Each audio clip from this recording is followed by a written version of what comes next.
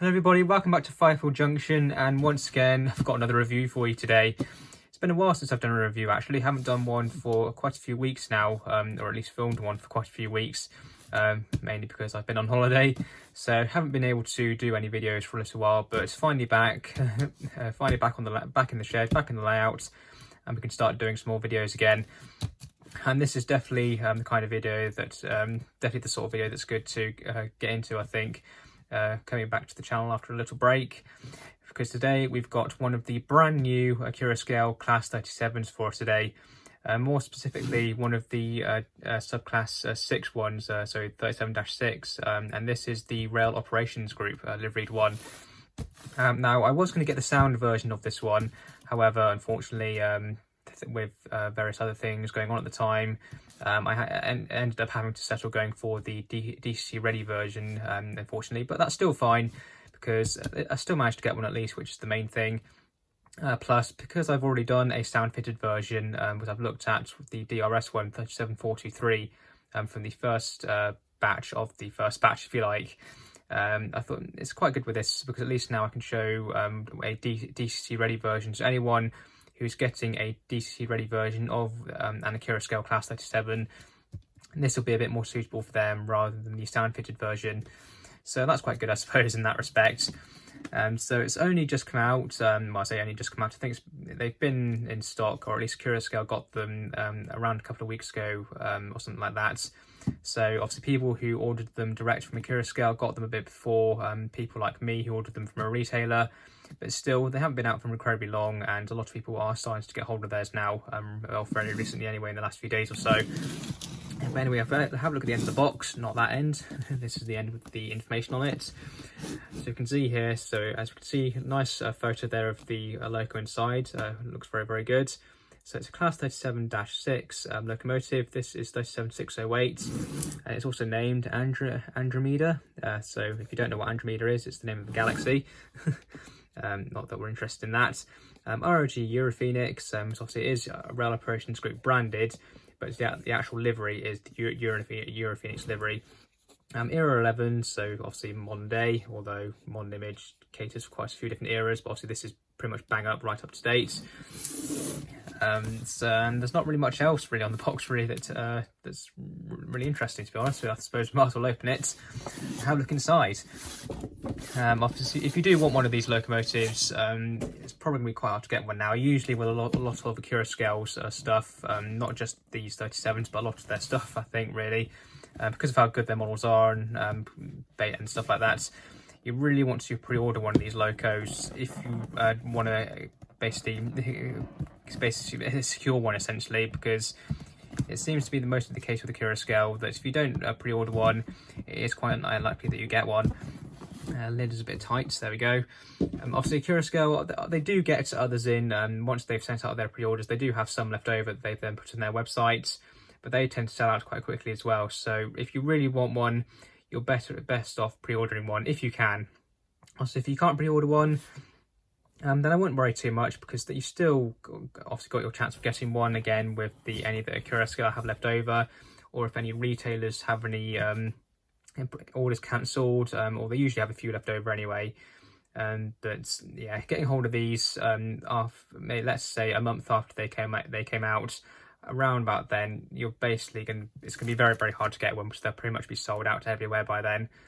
But if you do manage to get one, I can assure you won't be disappointed. But anyway, first thing inside, we've got the usual obviously paperwork and stuff. They always do this with lots of their locos. You must read read the instructions on the back, the reverse of this card before operating your model. So yeah, might as well read them. And it is quite important. So it just talks about basically the switches inside, because of the complex lighting package that Accurascale do on these locomotives. It's basically just telling you where to have these switches inside, and they literally are just under the blanking plate inside. And they tell you what position to put them in, depending whether you're running the loco on analog, with a non-ESU decoder or with an ESU decoder. Just telling you what position to have those switches in, just to basically so that everything works as it should do. Obviously, because this is a non-sound example, it's just a regular DC version. Obviously, this is how the switches should be inside. obviously at the moment. Obviously if you chip the loco with a non-ESU decoder like I will be doing to start with, I'll put the switches in this position. But then if you've got a sound fitted example, or you're going to chip this loco with one of the lock pilot decoders, for example, because Accurascale do sell regular decoders, lock pilot decoders for these locomotives, and I believe they come already pre-set up with all the correct settings and everything. So you just need to put the decoder in and then just set these switches to obviously the settings shown, and everything should work as it should do.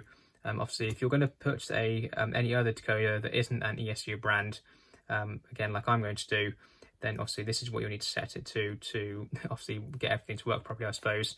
I'm not really sure why there's two different settings, but you'd expect any decoder would basically work as it should do, but apparently ESU decoders in these locos work slightly differently compared to other ones. So yeah, I'm not sure why that's the case, but okay. But we'll worry about that later.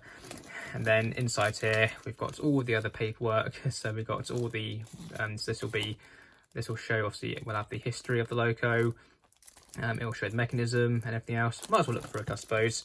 I can't quite remember if I looked through this properly in the last review I did of one of these. I think I did, but we'll go for it again anyway, just in case you're interested.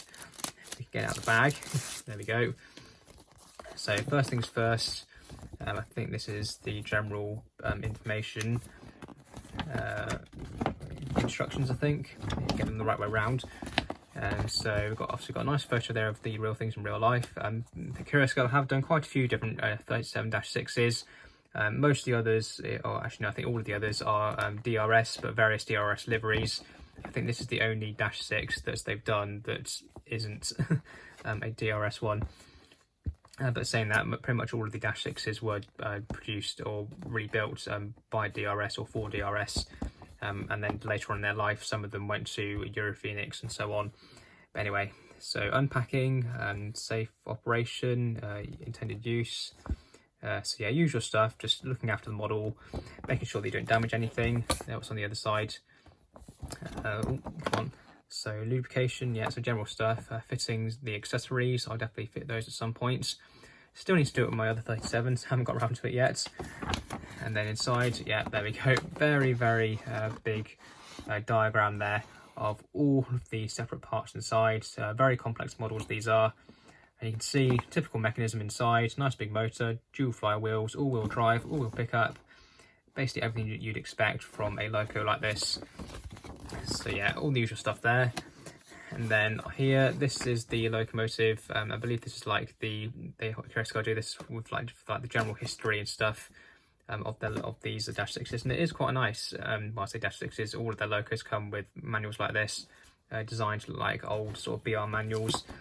And these just talk about this is all mainly just general history on the locomotives in real life. It's all the usual stuff that we'd expect, really. So you can see there we've got information, so refurbished variations. And I'm sure as we go through it, it'll talk about okay, no, I wasn't expecting this. So this talks about I think the various actual locos that they've done. So we got 607 there, 606 I think that is. Does it start on that page? Yeah, it starts on this page. And then 609, 608 there, which obviously we've got. And I'm guessing it'll go on with more as well. Yeah, 610. If you want 610, this is exclusive to Rails of Sheffield, although I'm pretty sure they are sold out fully now. Yeah, all the usual stuff there, I think. It would be nice if they do a few more. I think 37612 in the plain DRS blue, plain DRS blue without the branding and with Waypacker lights. That would be one that I'd be interested in getting. Because I've already got a 610 in a redone or sort of redone modified Batman 37. So 612 would be a welcome addition if they ever do it. But yeah, overall, yeah, usual stuff there. Not too bad. Obviously this here is just the list of sound functions. They include this on all of the 37s, or well, all of the locos, whether they're sound or non-sound. They don't really need to include them with these versions, but I suppose they do, which is fair enough if you do ever end up needing it. But anyway, we've been delaying it for too long. Let's get the loco out and have a look at her. So in the usual sort of clamshell packaging here. So we'll just slide this off. It's a bit tight. So what's this here? Oh, that's great. It's the usual stuff there. Nice etched metal nameplates to put over the printed ones on the side. That's very nice. I'll fit those at some point at a later date. That's very good. Again, expect nothing less from Accurascale, or well, any manufacturer. And then, as we can see here, all of the various details. We've got snowplows, electrical cables, screw-link couplings, all the details that you need to detail up the buffer beams, should you want to, with whatever you want, really. So that's good. And that's it for accessories, I think. So let's open this up and get her out. I haven't had her out of the box yet. This is the first time I'll ever see her. So we'll just take off that plastic. Ooh. And we'll gently lift her out. Just put her to one side. Get rid of this packaging. Get out of shot. And there we go. Oh, not the camera there. And let's pick her up. Be very, very careful because she is so well detailed. And there we are. And wow, look at this. There's just no words for these models. Accurascale just do their locomotives, well, all of their models really, they just do them so well. Look at the sheen there on the side of the body, the way the paint reflects the light. That is amazing. The bogie detail, as you'd expect, absolutely amazing. All nicely painted, loads of separately fitted details. You've got these separate chains on the bogies there. I hope you can see them. Just there, just above where my thumb is there. You've got separate proper chains there. You've got all of the handrails by the doors. All of the grills look really, really good. You've got the little antenna on the front there. Buffers, sprung. Again, expect nothing less. You've got the typical kinematic couplings there. They work very well, I find. I haven't had any issues with them on my other Accurascale 37. They work very, very well. The bogie doesn't seem to turn an awful lot. In fact, it almost seems to be getting caught a little bit. But again, there is so much detail on these locos. Probably expect that, but I'm sure it'll be fine on the track. I have got some second radius curves and points on my layout, so hopefully the loco will run over those fine. Again, I'm pretty sure my other one, 37423, negotiated those points and curves that I've got quite well, so hopefully this loco should be the same. But overall, yeah, I just don't know what to say. Accurascale, you're just amazing. You really have knocked out of the bag with these locos. Other manufacturers, take note. This is what you should be doing. This is the sort of loco we expect for £170.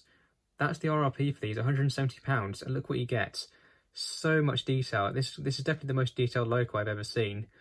It weighs an absolute ton. Everything's been fitted properly. The paint's been applied nicely as well. And that's not even it. You've got loads of lighting inside here as well. You've got directional lights off to the top, headlight lights up. You've got engine room lighting as well. You can just about see one of the LEDs inside there. All of the dials inside the cab light up as well. It's just astonishing. Other manufacturers, you can't be charging what you are for your locomotives, for which pretty much most of them aren't as good as this. If Accurascale can do a loco like this for £170, or a sound fitted version for £260, and that's with an ESU decoder, double speakers. One of them is an EM1 as well, for God's sake. They cost about £20 at least. It's biggest belief, really. How can other manufacturers produce models that they do that have less features than this, less detail, and yet they cost so much more? It's just mind-boggling, really. The roof is really, really good. The moulding of the mesh on top of the fan there is really, really good. Second to none. I can't see any issues with it. Got handrails on top of the hatches as well. The exhausts look great. There's loads of rivets all over the place as well. I just don't know what to say. It really is a fantastic model. You really couldn't ask for much better. I think if Accurascale tried to do any more detail on this, I don't think they'd manage to. Well, they're saying that. I bet if they could, they would. But yeah, it's just amazing. Really, really amazing model. The fuel tanks look great. You can see all of the detail on there. I can't see any glue anywhere either. For the amount of detail that's on this model, there's no glue anywhere. I have to ignore my grubby fingerprints. That is my fault. But yeah, this is amazing. I just don't know what to say. I think what we need to do then is go up to the layout, put her on the track, and see how she runs. And I know she's going to run well because my other one does.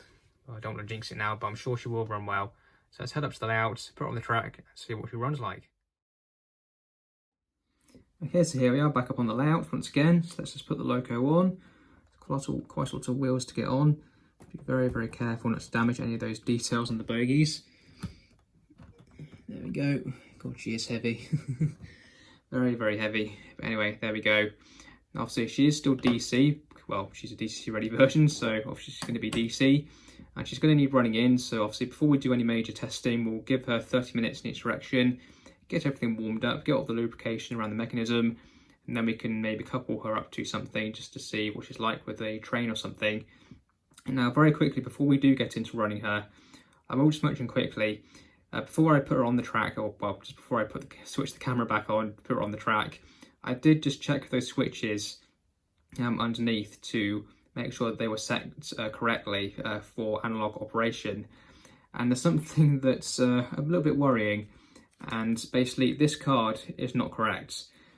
As we can see on the bottom, just here, it says for operation with the DCC blanking plate fitted, that this is the position that you need the switches in for all of the lights to work correctly on analog. However, that is not the case, because I did take the roof off, because it's just held up by magnets, so it's very easy to chip these if you want to. No taking off the body, just take off this roof panel here. In fact, I'll just do it for you to show you how easy it is. Just gently with your nail, and it comes off. There we go, and that's all you need to do. And then we can see all of the inside there. So you can see the blanking plate is just here at one end, and we've got the nice big recess there for the speaker, for the EM1 speaker as well, if you want to fit it when you fit sound. But basically, by default, on this model, these switches are not set to this. However, do not set them to this. The loco will work perfectly fine, as it should do, with the switches set in the positions that they are to start with. Because by default, at least on my one, I don't know if anyone else is going to be the same, but with my loco, I set these switches to this setting for analog operation, because I thought, well, that's what it says on this label, so that must be what I need to set them to get all of the lights to work correctly on analog. However, when I did that, none of the lights worked at all. The loco ran fine when I just tested her, but none of the lights came on. So I set them back to the settings which they were for with an ESU decoder, and bang, all of the lights worked as they should. I got directional head and tail lights, the top headlight came up, and it all worked as it should do. So this label must be wrong. This label must be wrong. Well, it has to be. It's not. It's definitely wrong. Because otherwise, why would everything work as it should do with the settings that are from the factory compared to what it says on here? I don't know. But my advice would be, ignore this card, because this card is not correct. The loco works as it should do on analog with the settings like this. Don't set them to this, because you won't get any lights. So yeah, a little bit misleading there by Accurascale. I don't know if they've maybe wired my loco up wrong, I don't know. But at least with how the settings are as they were out of the box, everything works as it should do. So I'm not going to change them. I'm going to leave them as they are. Because everything works as it should then.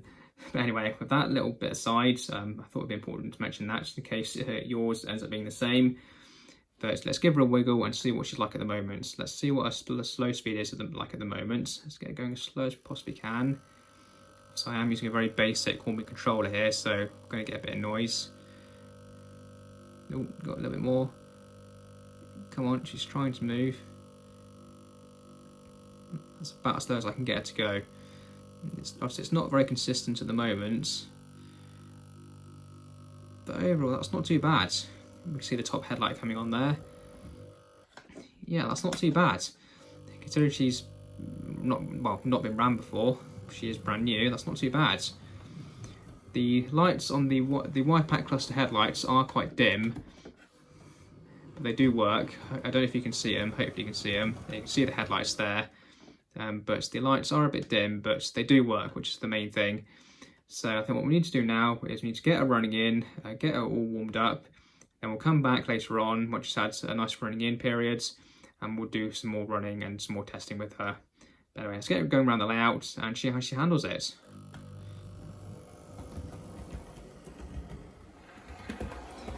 Okay, so she's running rather well. Considering she's never ran before, she's running very smoothly.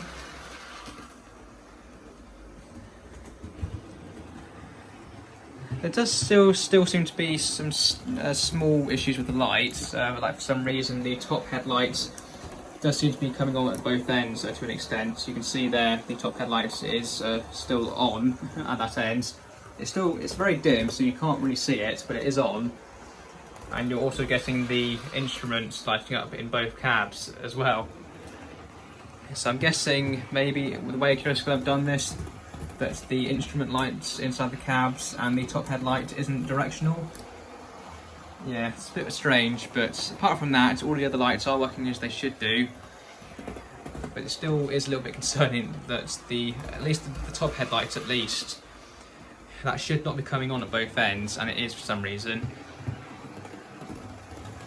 So I might try messing about with the switches a bit more after she's run in. But yeah, apart from that, running very well. She is clicking a bit, going around the corners, which I think is just some of the details catching a bit. Kind of to be expected, to be honest, with how much detail there's on these.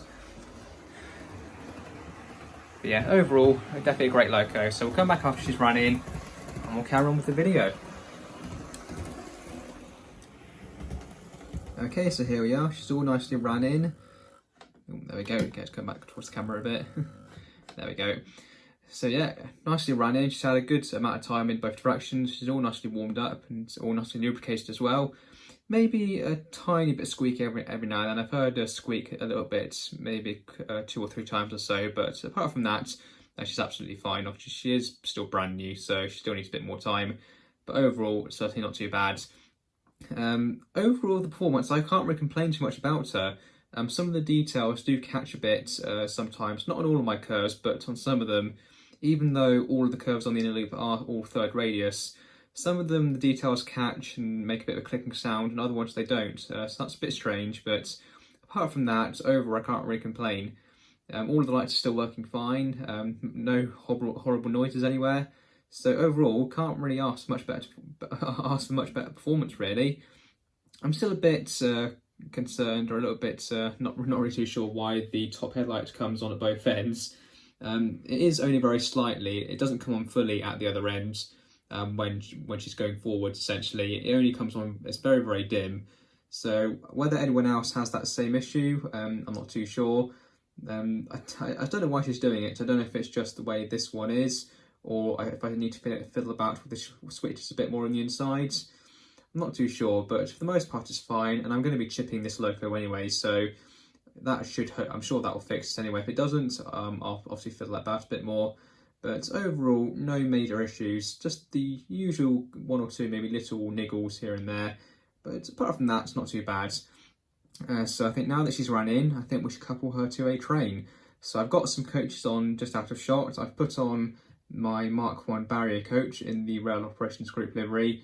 And then we've got 6 various First Great Western Mark 3 coaches behind that, just to recreate a bit of a scrap train, basically, that I'm sure a lot of us have probably seen over the few years that they ran, the various scrap moves with various coaches and stuff. Thought it'd be nice to recreate one of them, because that's one of the main, I think, moves that a lot of these locos did. So if I just back her up onto the coaches, should be nice and easy to do. And with how well these run, you can do it quite controlled as well. There we go.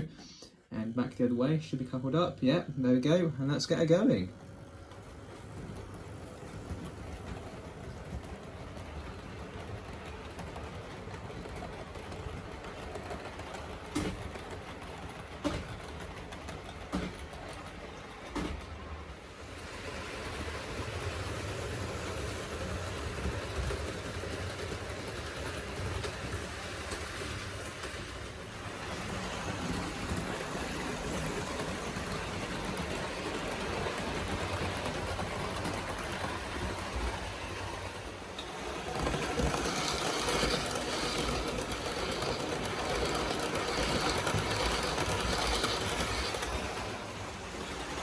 But overall, she's fantastic. can't really complain too much about her. Definitely has the usual tiny little niggles here and there. For example, the details catching on the bogies every now and then. She doesn't seem to be doing it anymore, which is a bit strange, but she certainly was doing it when running in. And also the very small issue, I think, with the lighting not being quite how it should be, I think. So overall, apart from those little things, only very, very minor, she's a great model. If you have one of these, I'm sure you can agree they're absolutely amazing. Another fantastic product from Accurascale. I can't wait to get another one, so I definitely will be. Absolutely amazing.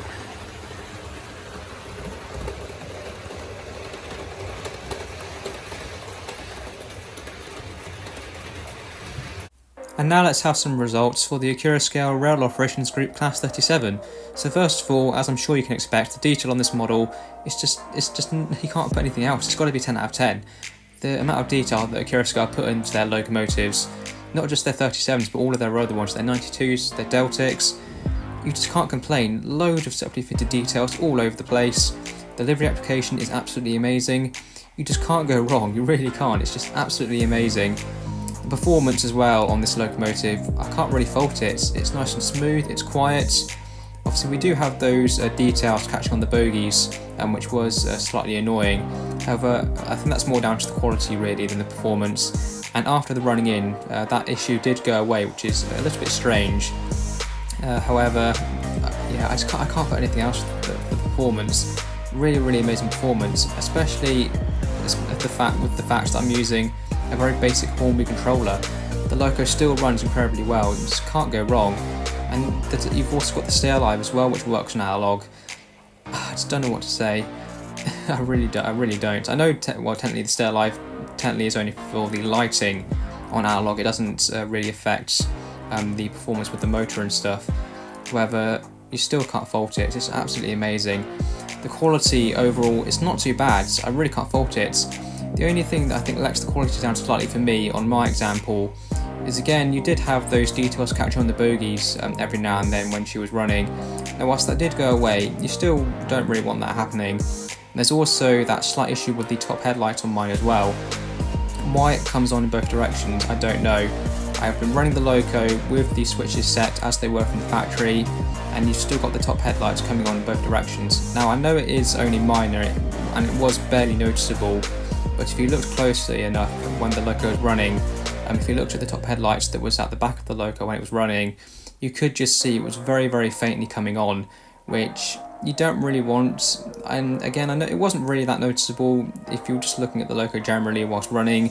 You didn't really notice it, but you still shouldn't really be having issues like that happening.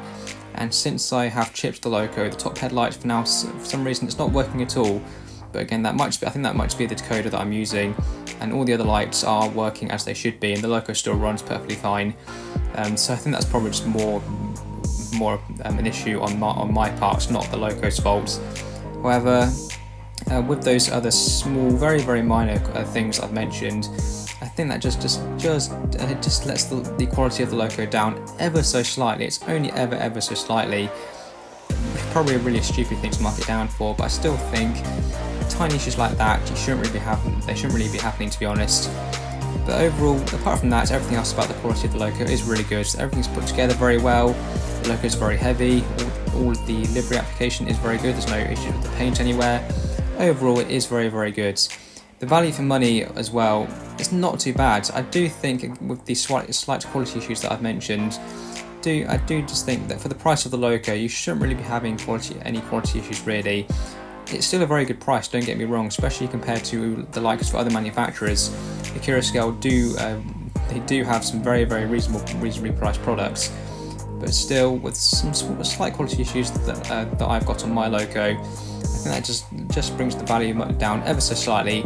But still, if we disregard those issues, overall the value is still very good. You still get an absolutely fantastic loco for the money that you pay. So that's an overall score of 9.5 out of 10, very well deserving. Another excellent model from Accurascale. Tiny little niggles, but overall very well deserved score.